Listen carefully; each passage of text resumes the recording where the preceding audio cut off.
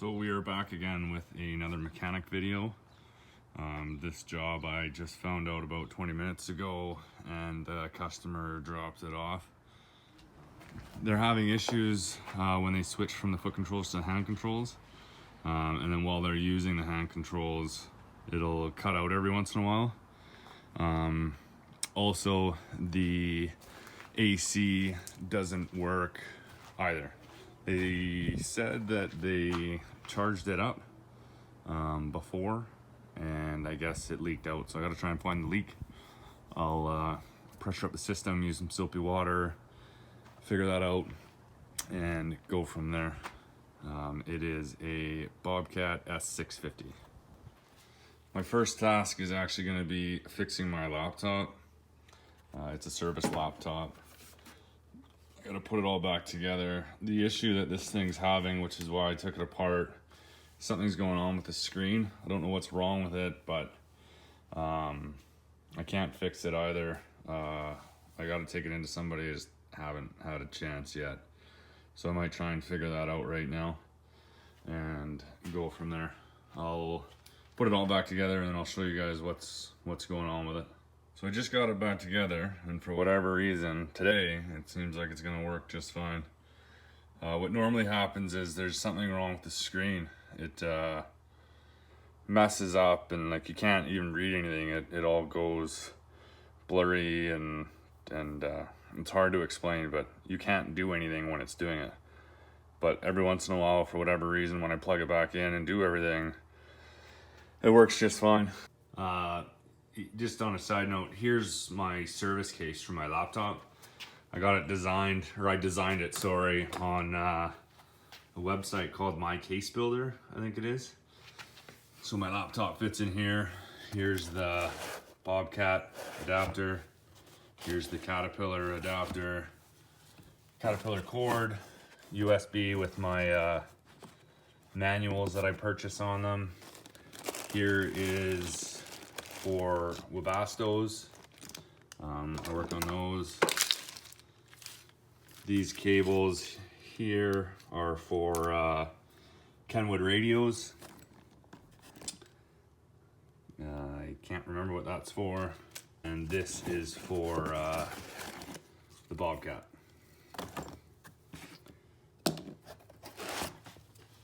So I will connect all this and we'll see what that code is. So this is how you set up the Bobcat Tool. You plug it into there. This goes to the monitor in the cab and stuff. And then the cord just connects to the adapter. I can start it from there and do all that stuff. And then I did figure out what this cord was for. It's for that. So plug that in and we are good to go. BATS is just Bobcat Advanced Troubleshooting Systems. It'll tell me, once I figure out what the code is, it'll tell me how to fix it and how to diagnose it and stuff like that. And then I just have to go and open this. So there is the there's the diagnostic program. So from there I can do whatever I want on this machine.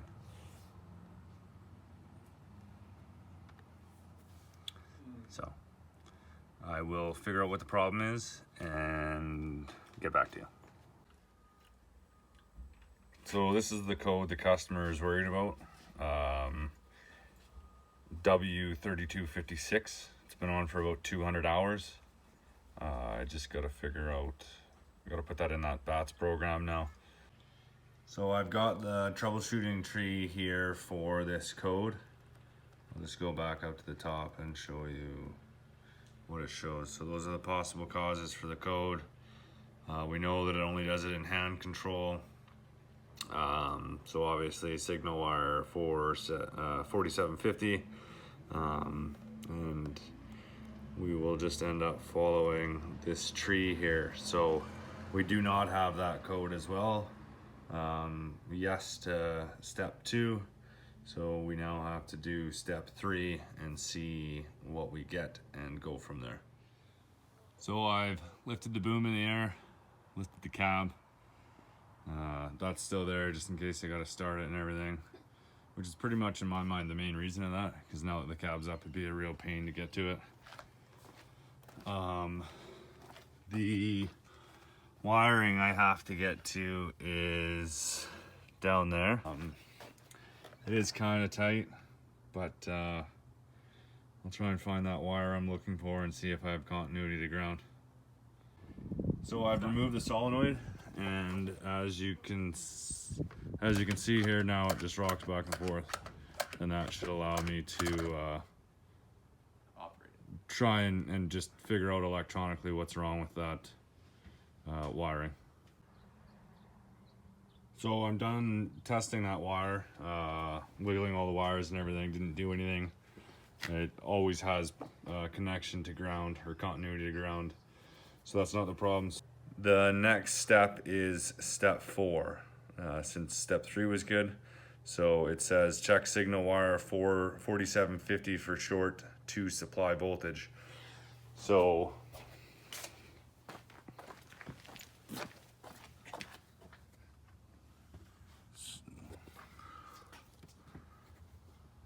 I now have my probe into that green wire, which is 4750. I have the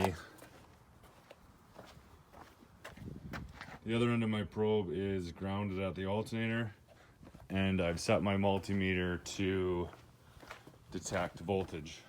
So we will see what it does. So I have 2.32 volts right now, but I think that's within spec. So yeah, so out of spec would be over 4.85 volts. So right now we are good, and I just gotta get it to mess up.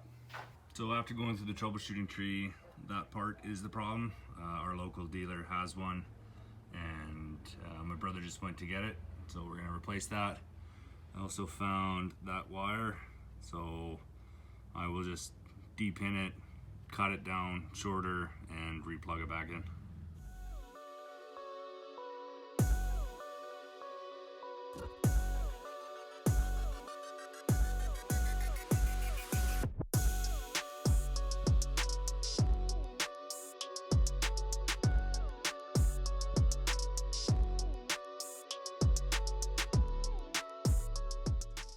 So unfortunately, I don't have these size of Deutz pins. I have the bigger size. So all I did was put a little bit of double walled shrink tube on it, and that'll be more than enough. Plus it doesn't shorten the wire that way.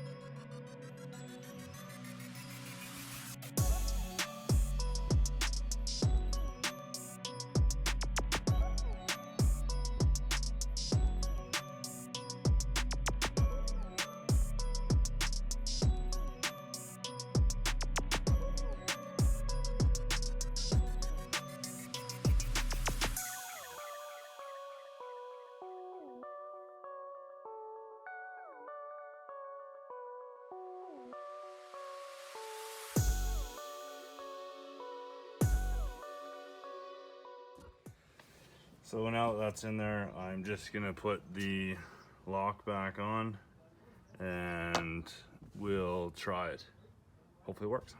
So the other issue was AC, and we just spent a bunch of time checking for leaks on the lines and stuff. Took off the cover for the evaporator and stuff.